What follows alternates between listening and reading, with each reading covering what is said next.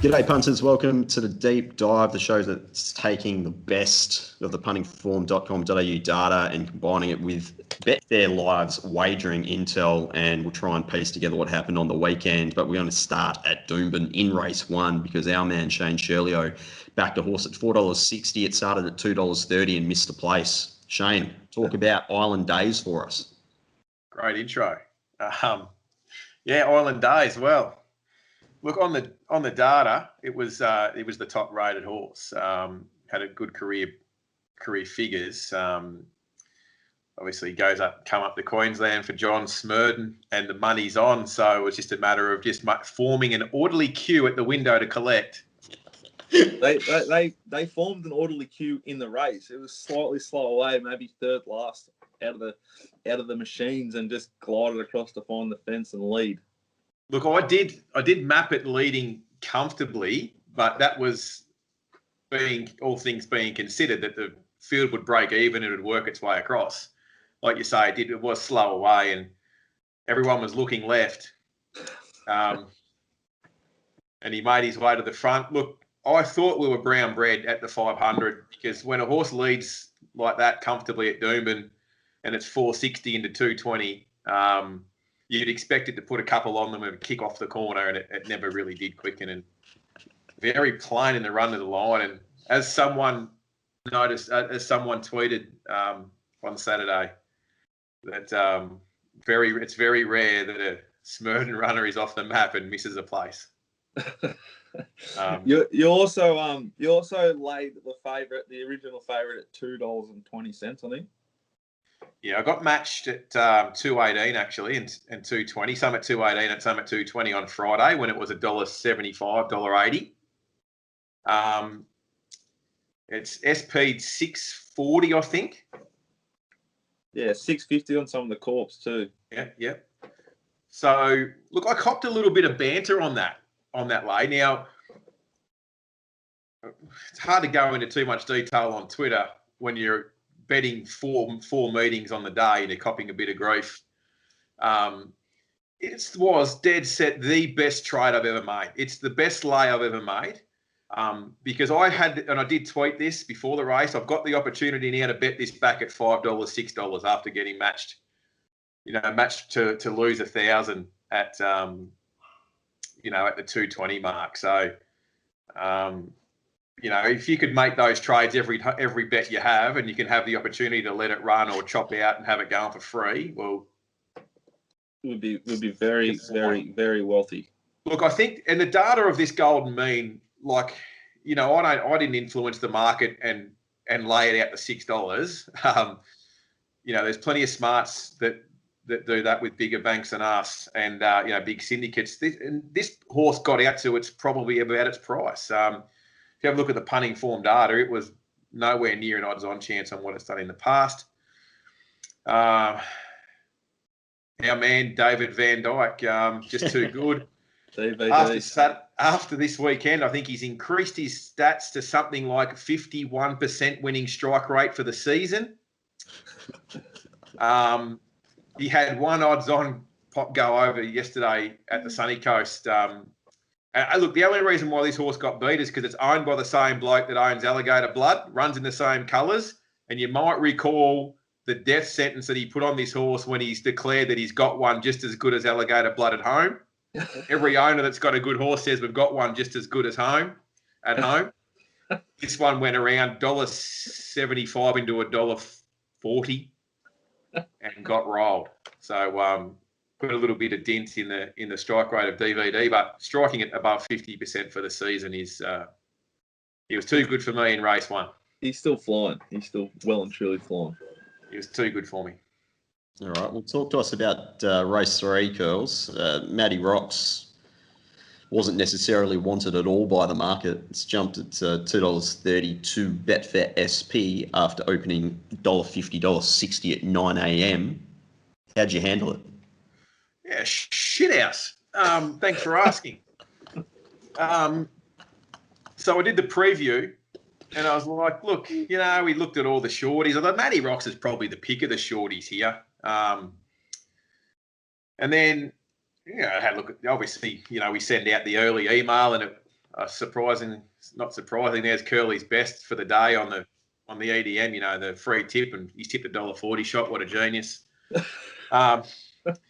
You dig a bit. Then you sort of get to race day, and then you have to you consider a few other factors, including market. The concern for me is that it was just shy of 2 months between runs, or it was 6 weeks between runs. Okay, so 6 weeks between runs, good stable, knows how they're going. $1.40 out to $2.30 started to get a little concerning.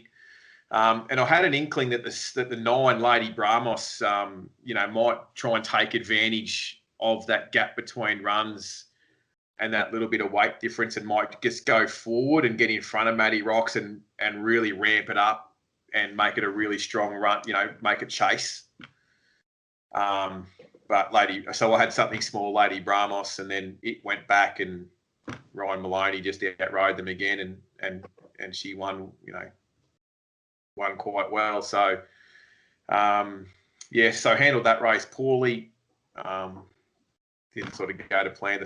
I expected a little bit more intent with the money for Lady Bramos, but it didn't sort of come that way. And just by the look of the market, I wasn't the only one that thought that would be the case. And there's a fairly savage drift on on Matty Rocks, but too good on the day. You think you can follow Matty Rocks? Like, it looked like it would win this race on the data. Like, we did this race together on Thursday or something. It stood out to me. It's done the job. Can it progress? Yeah, well, the 6 weeks between, and it'll, I know it was only a Class 3 set weight, and it was pretty well in, but it'll win again in Brisbane. Pretty comfortable. It wins again somewhere, wherever it goes. Speaking of Brisbane, Rothfire is now an Everest slot holder, which I think is great because you need a bunny in the race to provide some of the better horses a chance to just, go by them and kill it in the straight. Am I being too harsh? Be careful of having an opinion. I sort of mentioned something similar on Twitter and copped a little bit of a whack, little bit of a drive-by. Baseless, but still a drive-by all the same. Look, I thought it was an interesting decision from the slot holders. Now, this is a well-publicised people's slot with my runners selling micro slots, whatever else. With the expert panel. Now, this horse has won restricted 2-year-old races in Queensland and hasn't stepped out, since it's had a trial, but hasn't stepped out since. Remember, it got cast in its box before that trial as well, if you recall. My opinion was that they've just gone the early crow. They've gone the early pick here. I think, there's a little bit of water to go under the bridge. It hasn't stepped out. Like I said, outside of 2-year-old restricted grade in Queensland. So down amongst the big boys, I think it has a lifetime benchmark rating of like 7.5. Yep. Career best. And given that Joel Trash has run a figure of 16 on Saturday, first up, with the shoes on, that's pretty scary. Just on that as well, I went through that on our Sydney review show, and Nature Strip has returned a figure of 14.2 first up. Nature Strip returned a figure of 14.4 first up in the same race last year, and then went on to reproduce that figure in the Everest when running fourth. Rothfire's PB is only 7 lengths off Nature Strip's average run. Yeah, it's not good. Yeah, look, and I mean, obviously, I'm talking purely from a form point of view, but congratulations to Robert Heathcote on negotiating a slot. Good on them. They get plenty of publicity from it, and I hope for their sake that their horse comes through unscathed and runs his best. But to think that it could improve enough in that short period of time is, just thought it was a little bit an early go. But anyway, Queensland gets a horse in the Everest, and this horse has already had a documentary made about it, The Thriller from Chinchilla. Just feel like everything has gone off a bit early about this horse. It's just my feel, but all the very best to everyone involved there. Speaking of Going off early. Documentaries. We could make one about the delayed Stinger, which lobbed by about 15 lengths there on Saturday night at Toowoomba. We were on again. This time, the race, it basically went exactly the same as the previous start. Except this time the jockey stayed on and we collected. Talk us through it all, and more so from my point of view, at the pointy end of the market, which it was, just the potential for the anxiety and the growing up to just swell inside my skull in that scenario would be immense. How'd you handle it?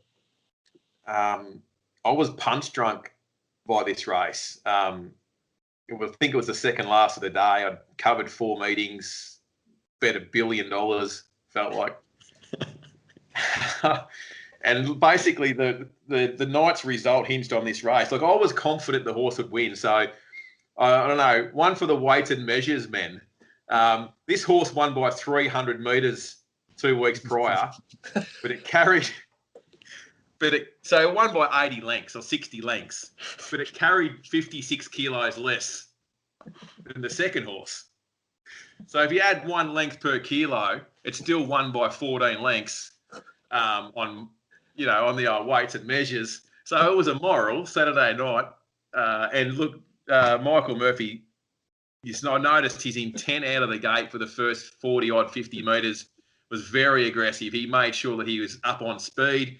He was 3 deep outside the lead and then was able to grab hold and not clip heels when he took a sit. I made an ass of myself in the betting ring. I stood on a chair and yelled, "Don't fall off," from the 150-metre mark through to the winning post. And there was some people there just looking at me, shaking their heads, saying, "You are a lunatic." It'd been a long day. It'd been an emotional day. We went to... And it's got the job done. We went to Gatton, and I had a max bet on that first starter that went absolutely shit house. So I didn't know what to expect. And that's what I mean. The Gatton. Yeah. There's the Smurden thing in the first. We also took big overs, the Smurden thing in the first at the Gold Coast. That didn't place either. No. It's just like it was. And then I was facing a strip out in Brisbane, and I backed that horse. Had a decent place bet that horse in the last that ran third. I was in the car on the way home, on the way to Toowoomba by this stage, but I've taken $4 and it's SP'd $6 the hole, and it's ran third. So just everything was just like getting to me like that. We've backed the last winner at Gatton for the service. It's missed the start by 3. Bubba Tilly stuck to the fence and didn't go around a horse and won. We took $7 about it. There was 400 female backpackers at Gatton that were dressed up like there's 397 like Victoria's Secret tryout girls there. Unbelievable scenes at Gatton. It was just one of the random days of racing, one of the most random days, and thank goodness that's why the emotion got the better of me in that bet where I stood on the chair and just yelled, "Don't fall off," for the last 150 metres. It was a roller coaster day, and somehow, F knows how, I've won at all 3 provincial meetings and had a small loss in Brisbane and won for the day overall. Big effort. Completely spent. And then Sunday we sneak across to Moree. What about yesterday? Even that story. The mailbag team has backed 3 horses yesterday. I backed 2 at Geelong, which have sent them at 9 a.m. as you did. They both halved in price and gone awful. Yours has drifted heavily. Pissed in. We've taken $6.50 at 9 o'clock. 5 minutes before the race, it's $5. And I was like, feet on the desk. I can't do much more. Over to you, Leah. And then there's a late scratching, and then we drift out to $9 in the last 3 minutes. There's a late scratching. We're back into $8.50. So I'm copping a 10-cent deduction on a $6.50 bet, and it goes around and wins at $8.50. It's like, thanks for the therapy session. You've saved me $125 at the psychologist this afternoon. Honestly, it's a weekend, but we had a fair what therapy session yesterday afternoon talking about this Sunday. 80% of the time you'd expect the 2 at Geelong won, and when we did our money there at Moree, but not yesterday. It went the other way. And the same with the stuff in Brisbane, like drifting favourites winning in Brisbane. That rarely happens. Yeah, you'd think Matty Ross got done, and the thing in the first just absolutely pissed in. Muck lather too on the corner, which when they hemorrhage like that, I love to see a little bit of sweat on them, like a lot of sweat. Yeah, it was a strange day. Strange day. Strange weekend. Shall we? Yeah, I was going to say, speaking of strange days, the Valley, Dickens, I think we've got to start props to Marty Synan and his crew because the track's played very well considering the events of the previous 3 weeks. Unbelievable performance given the track's 25 years old. The rain they copped, the meeting was off. They had to call the meeting off. They've galloped all over that 5 metre plus range in that meeting. I can't get over how well it raced.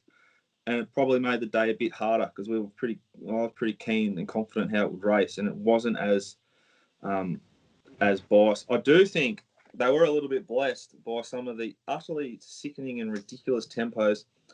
Can't stress this enough. The Racing Victoria stewards must invest in sectional times. I suggest using punting form, but just get anything. Even just get a clock out. Get one of these. Some of these times we're going to get to are unbelievably slow. I can't get over it. The second slowest race to the 600 of the whole day was a weight for age Group 2 1,000-metre race. Weight for age, Group 2 1,000-metre race, second slowest to the 600 on the day. There was 2 staying events and a fucking benchmark 78 over 600 metres on the same card. All 3 were faster. Well, let's start with the slowest race to the 600 because that was its own special event. This is race 5 we're talking about. Oh, Damien Lane. My man. Not my man. Not my man at all. Age of Chivalry, punters. I backed it. So, yeah, bias, whatever. Listen to me. This horse has gone. I'm going to take my time here so I get it spot on. On Saturday, second up, 1,200 metres. This horse has gone 5.7 slow to the 600. 5.7 slow to the 600. He also, because he was going so slow, but allowed himself to get crossed, then peeled 3 wide and carted up the favourite. In its entire career, all of it, it's never gone so slow. That's at a Pakenham maiden. Geelong maiden. Never this slow. Nothing in the series report. It's gone out 3.7 slower than the Geelong synthetic maiden. It's unbelievable. It's fucking unbelievable. In run, you did not want to be anywhere like we were taught the minute that Chicago Cup crossed him, and the minute that Pike just goes. We were going to try and be more forward, but I certainly didn't expect to get the back of the only thing that can beat us. Just repulsive.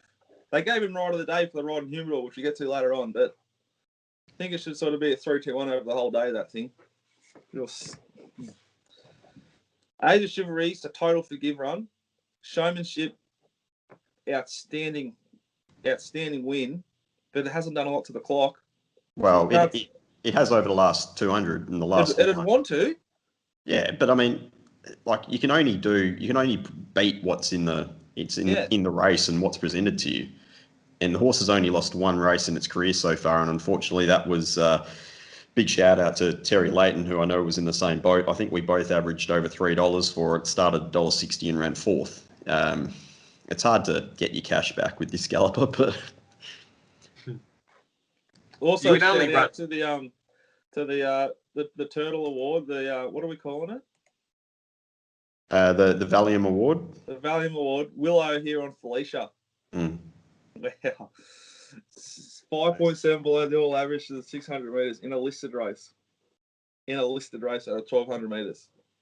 It's only been beaten by Lucy Warwick, who we'll get to later on, which is just staggering behaviour from Lucy once we go to the west. But we had I think we had a Twitter question about Showmanship too, didn't we? Yes. Yeah, we from did. Crookie? Yeah, from Crookie.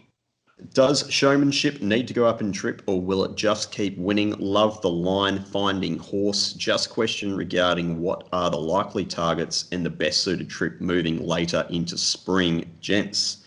I thought the horse was a moral in the Railway, which is a Group 1 mile race in Perth, but it looks like they're setting it for something that's a little bit shorter than that, 1,200 to 1,400. I think the horse is better over 1,400 to a mile, but it certainly is tactical enough that they can basically put it into any race in any position. So far, it's been clocking really fat splits or slow tempos, but I think the faster they get, the better it will get as well. Yeah, I'd be guided heavily by Peter's opinion on these Bob Peters horses. You can't pen it. You'd assume it's only going to get better over further the way it got through the line. I think the only worry for me, if we're talking about backing it in a futures race, if we knew where it was going, is if they draw like 15 and it's on pace suited at, like, say, Caulfield or something, it's going to have a lot against him. Mm.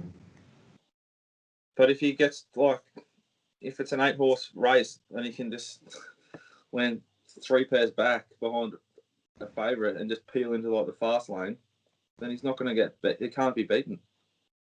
Horses can't run faster than it ran home.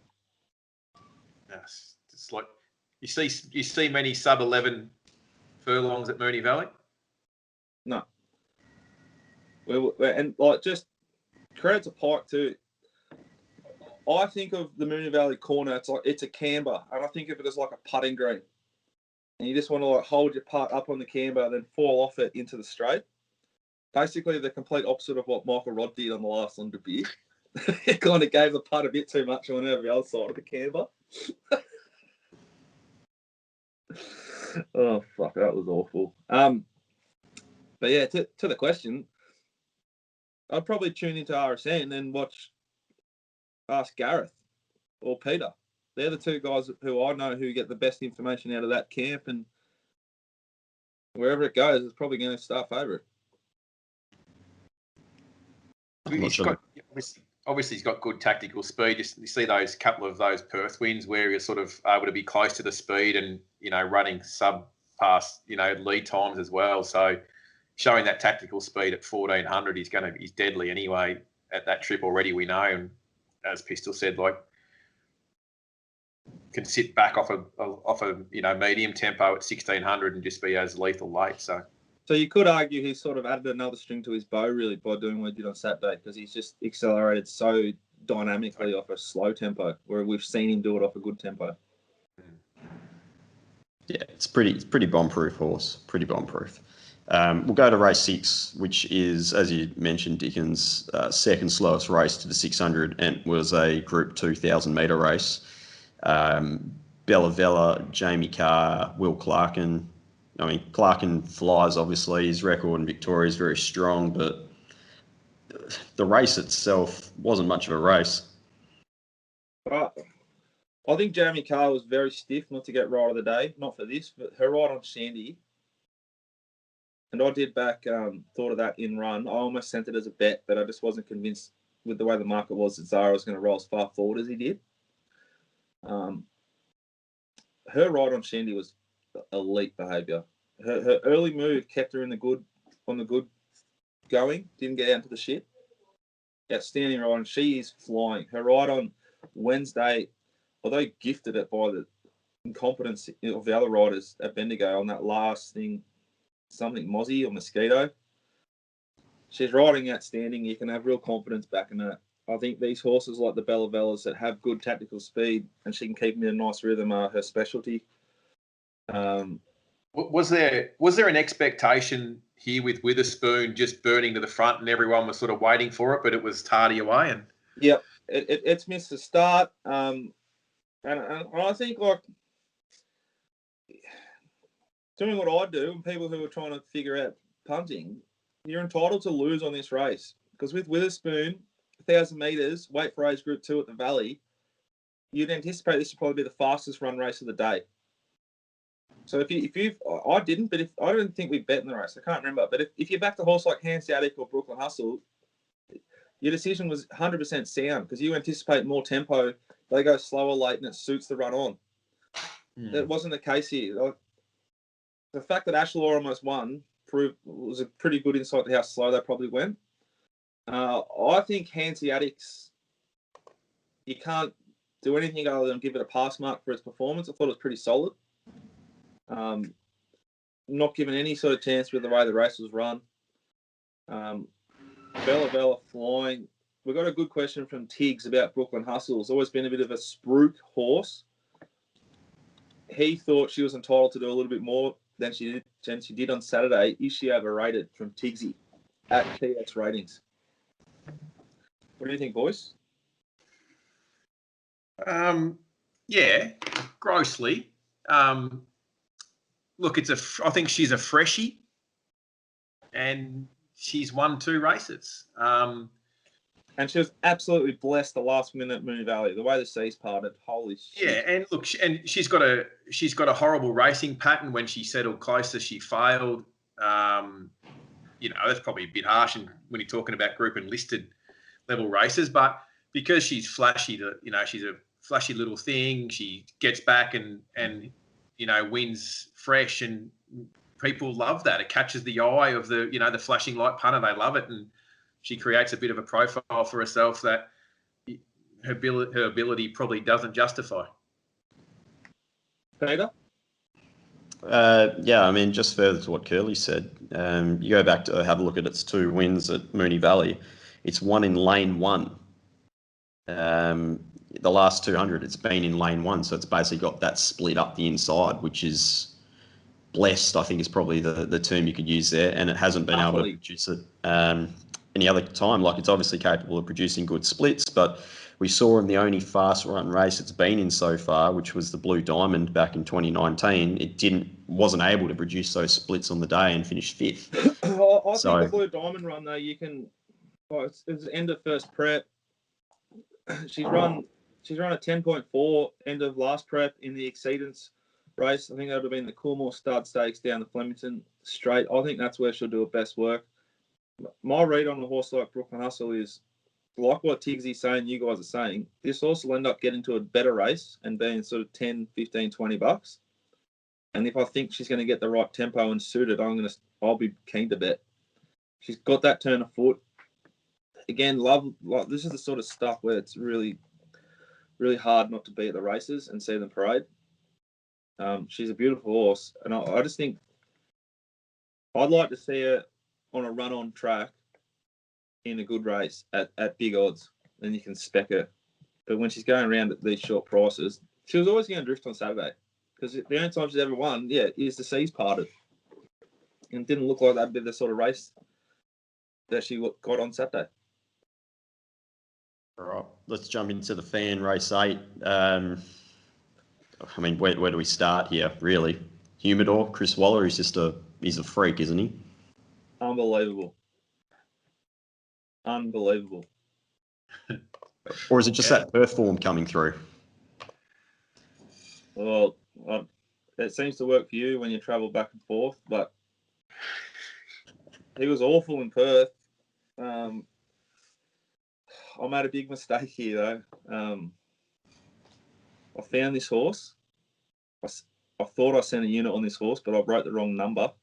And then in the chat group, I was asked a question about what I'd sent because it didn't make sense. And I said, have half a unit on Humidor. I didn't click that I should check what I'd sent. I was in the fetal position coming into this race, down to near bare bones with my bank. And before you get on Twitter and troll me, I don't have all my bank. I've got more bank, just the bank I had allotted for that day. And I had about a unit left. I had half a unit on before it jumped. And then I hoped and prayed that D Lane would show some intent and just get that third pair, not last offence. When he did, have the rest on. And I roared this thing home like I have, as hard as I've ever roared a horse home in my life. I broke my door when it won. I went ballistic. I scolded a goat to calm down, had 2 darts. I was so happy and relieved that the pressure was off, and I saved the units for the day. I've won a stack. This horse matched enormous amounts in play. He hit $180 in run because Matt Hill, despite Racing.com pulling him off again. Don't know if I can say that, but that's what they do. He didn't call the horse winning. He didn't call the horse till like the last 75 metres. God bless him. I appreciate it, Matt, because when you do that, the horse spikes in play. So we got Matt $180 in run. This horse completely back. Just finished off my beer. Then got the message from, I think it was Rob blowing up. Curly checked the chat group, I think, didn't you? The only reason, because I seen in your write-up for the race, you had number 6 a few times. You were clearly talking about 2 different horses, but I must have pressed the wrong number. And I was en route to Toowoomba from Gatton and see the chat notification come up to have half a unit on Humidor, so I just followed you in and really glad it won, actually. Not because I backed it, but because at Tablord Kieran on Twitter scrolled back and liked my tweet from 2 months ago saying, how greedy would Waller have to be to want to train Humidor? Just put it in the paddock. Now it's going to go to a Fox fight. Look, I love having an opinion and being wrong, and that's what I do for a living is have wrong opinions. Occasionally I get one right.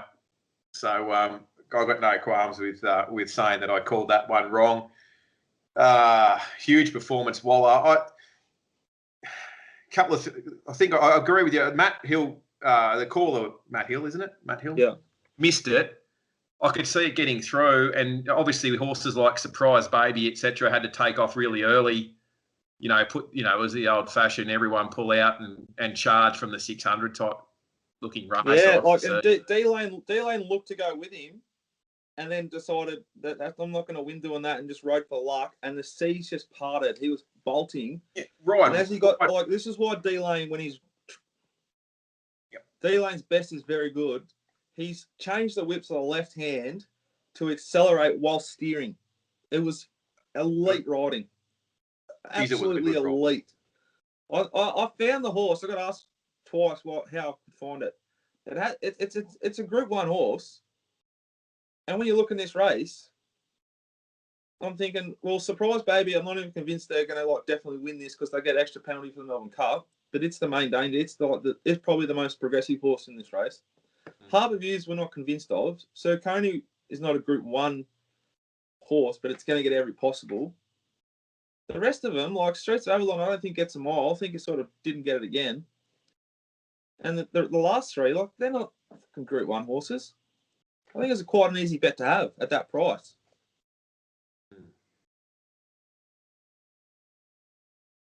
Yeah. God bless it. It's as good as I think it's as good as training effort as you'll see. You've probably got the right race and got the right ride, which you need, but just unbelievable effort. Yeah, he's elite. And D-Lane's ride was just fucking outstanding. Surprise Baby, perfect comeback, enormous. Yeah. Very exciting preparation. I think it should have won the Melbourne Cup last year, and it's probably going better than it went last year at this stage. It was funny because the Lindsay Smith team were pretty adamant that they had Humidor tracking very well in Perth, but yet it got beaten 3.5 lengths by Perfect Jewel, 7.7 lengths by Perfect Jewel, and then 3.5 by Material Man. Which graded me up because I'd heard it was flying at home, and I almost sent it as a mover to tracks. And then I heard it was flying, and then Pete said, I heard it was flying in Perth too. So then I was thinking, maybe he just sort of gives that impression to the team at home and has stopped bringing that to the races. But he hasn't. Wow. Maybe just loves the valley. What about tracks in Perth, though, for that prep? They was rain affected? 6 to 7 he was racing on, so it wasn't horrendously wet, but yeah, his valley stats have always been pretty strong, let's face it. And all right, let's jump into the last Dickens. I don't really want to talk about it, but you can. Pete declared Dabiyr immoral, and I think it should have won. I think he was right. There's no stewards replay of this one for whatever reason. As we talked about earlier in the show, you just you got to get over that ledge and just let the ball roll back towards the finish line. The the sort of more you give it up the ledge, you can come down harder off it. And he looked like he was about to come down right on it and just kick away and not be caught. But for whatever reason, which only he would know, and we don't because the stewards didn't ask him, M. Rod elected to give a big crack of it with his left hand, and the thing aimed straight at the Legends bar. It's going to go straight into the Ladbrokes Legends bar, it was. It was very wide, which also let the two horses that knocked him off get up the inside. I almost backed this horse, and I said it in the text, said at this price, just we don't need this in our life. You know, just something could go wrong. And it did. Peter, you backed it. It was, I mean, look, I went back and watched the replay this morning because I didn't want to watch it yesterday. I didn't want to be putting myself through that. Rivet Delight has sort of angled off in towards the straight, and it's almost ushered Dabiyr out a little bit more. So it's accentuated the fact that when he's used the left, it's sort of just veered out towards. It was, you know, where it was. He was aiming towards where the sausage rolls are. They have them there on the Friday night. They'll bring it out to the general, you know, whatever paid sort of corporate events on. So where Sot's always trying to like sneak in and steal a couple of sausage rolls. Where's Sot? Haven't seen Sot for 20 minutes. There he's down below us eating sausage rolls. Yeah. Exactly. Yeah, that's where Dabiyr was running towards. But yeah, I mean, look, Sound and Credence is completely and utterly blessed in run. Anyway. What about the start of the race too? Ollie almost got smashed into the machines like Dwayne Dunn did. And thank God it sounds like he's okay. Yeah. That was scary. And that was a sign of our day too. We were on shot of Irish. Like, what torture. And how tough is he? So he rode that rest of that race out. Didn't ride, but he still like brought the horse home. Yeah. Yeah, to potentially feel a sensation of a fractured vertebrae and maintain your composure to stay on the horse is pretty extraordinary, really. Very, very, very, very scary. I'm glad he's all right.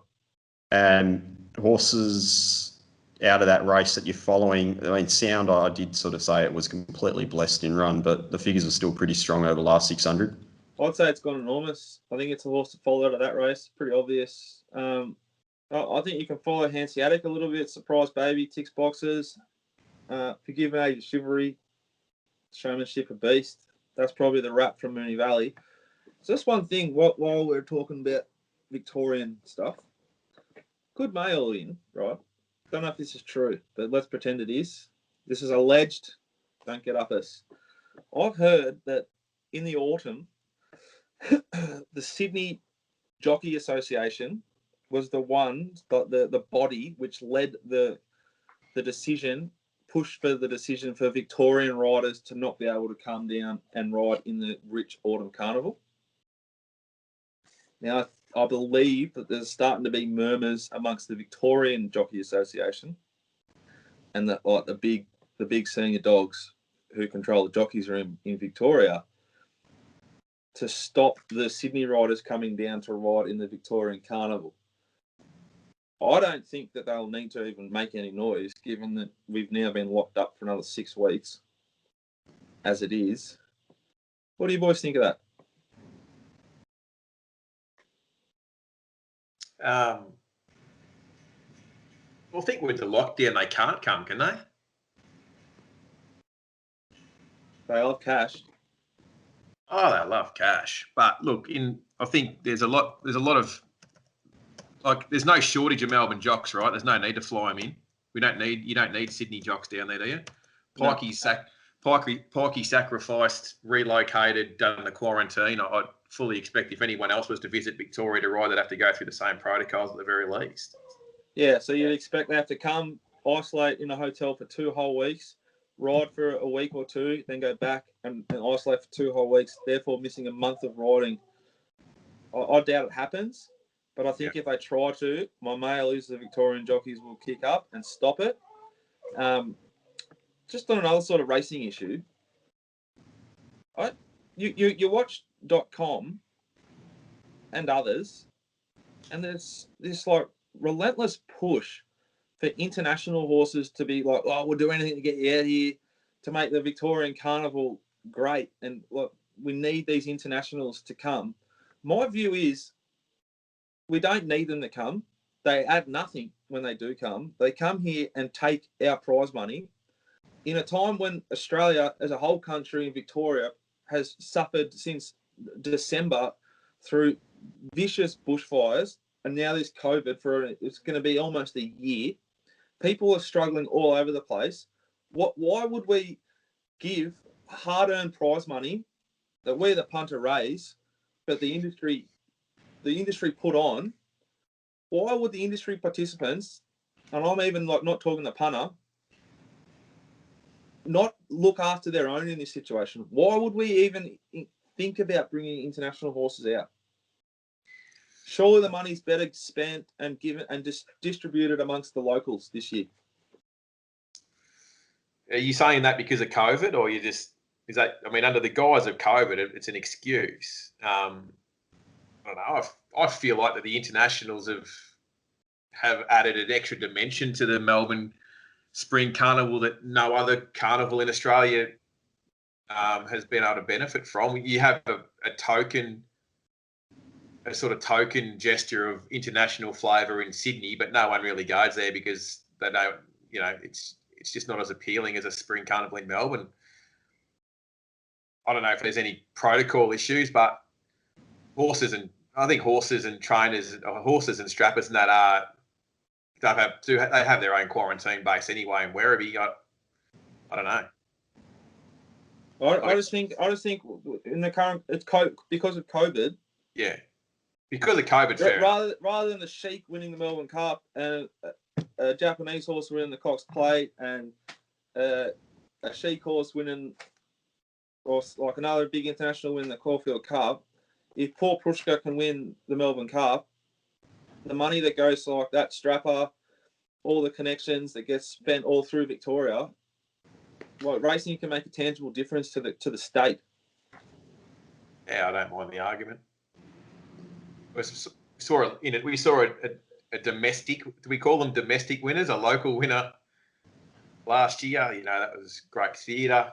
And it probably makes the race easier to bet on. A couple of stiff international runners out of the race, probably. But yeah, I don't know.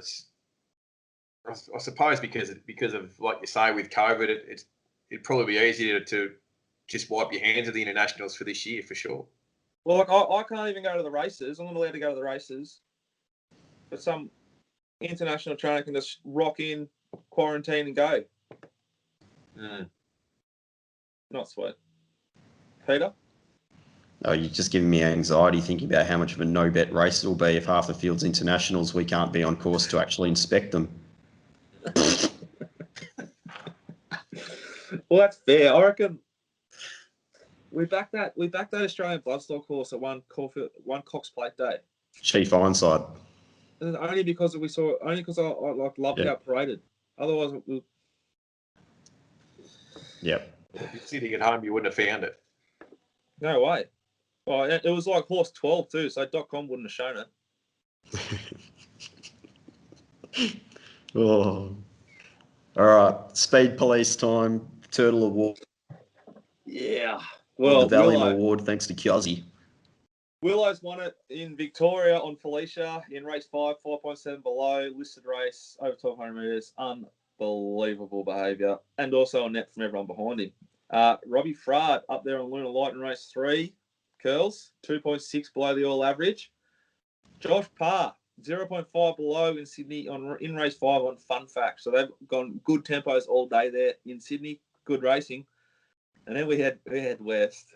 And we've got to be careful what we say here because I don't want to have to edit this out. But what in the fuck has gone on here? Lucy Warwick, she's gone straight into the Valium Hall of Fame here. 29.4 below the all average benchmark. That includes every other horse behind her who's gone even slower. 29.4. I had to ring Peter and check this was right. It was his horse, the good horse, Montolina, still got the job done off this barrier trial tempo.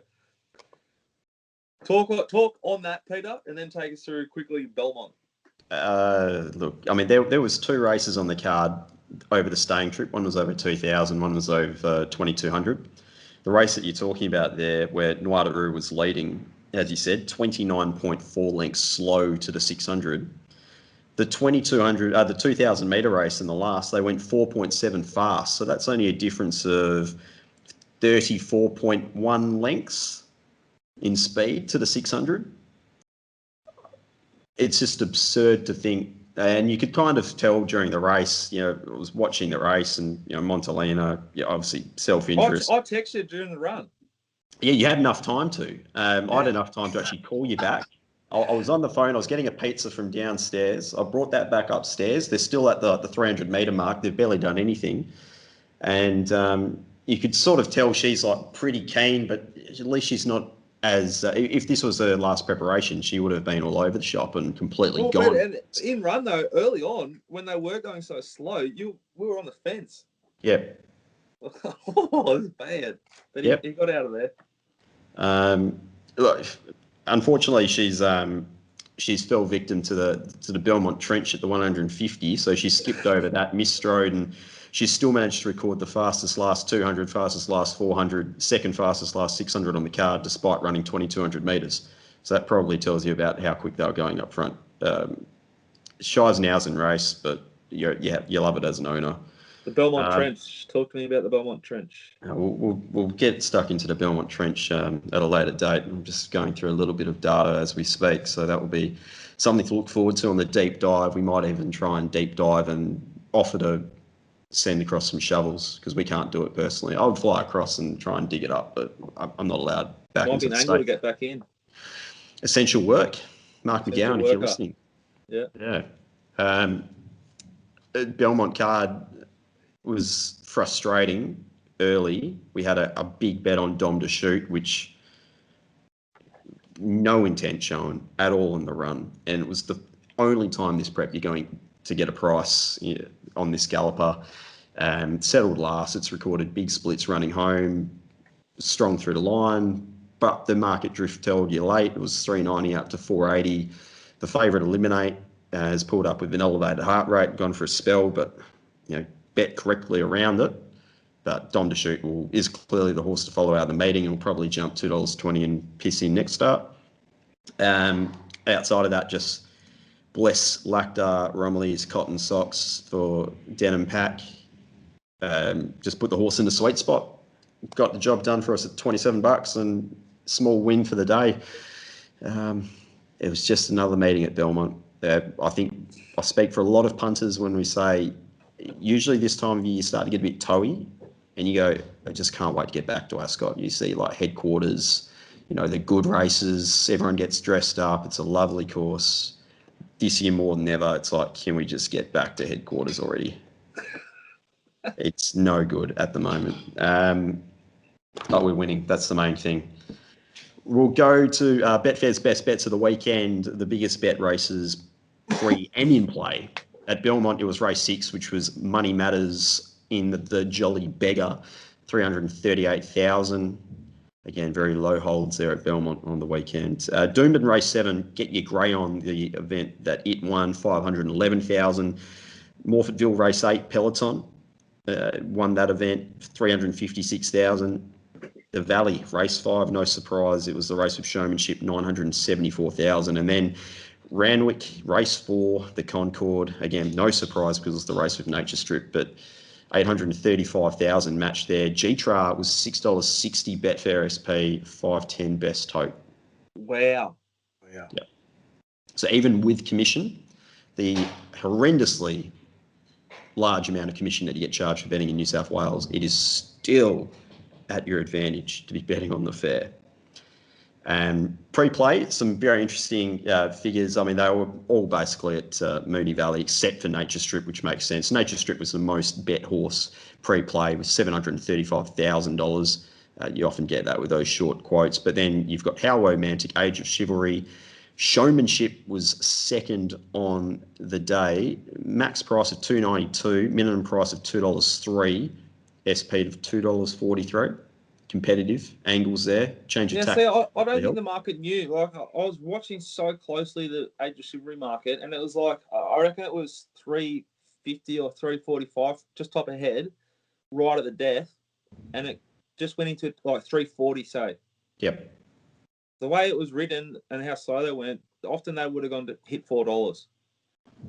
Yep. I watched the market late and I thought, no, we're sweet here. We'll lead and probably win. Didn't know. I was wrong.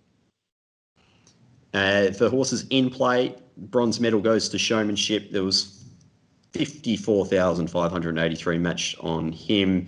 Cloak up in Doomben curls, 57,286. The gold medal, most matched in play was Montalina, 59,586. The slow tempo, the barrier trial speed did not worry the in-play button mashers.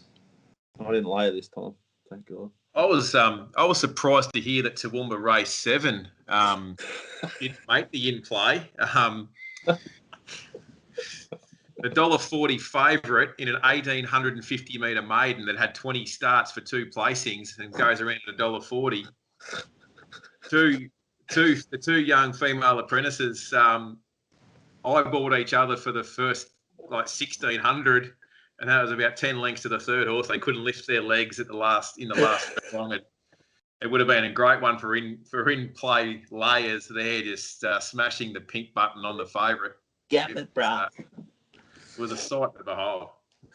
Surprised it didn't make the top 3 because fuck, I was smashing that button hard. It was something to see. Probably too All late. right, boys. Anything else we should touch upon before we go? What's on this week? How Horses can to make fly. your stuff curls? Yeah, God. Well, there's not 4 meetings Saturday, which is a relief. Eagle Farms Wednesday, Ipswich Thursday. Probably going to go on track Thursday. Ipswich has been really low quality meetings. The fast class is a 3-year-old cutest maiden in a benchmark 58 type events. So I really enjoy getting to those meetings with the real low horses for the yard particularly. So we'll probably get to Ipswich Thursday. And then we'll have Sunny Coast Friday night, Gold Coast, Toowoomba, Doomben Saturday, Sunny Coast Sunday. Beautiful. I've got Hillside, Sandown Hillside Wednesday, Mornington and Swan Hill Thursday, Friday. Chance of finding 1 or 2 there, and then Headquarters Flemington on Saturday. Pete's got back-to-back Belmonts, no doubt.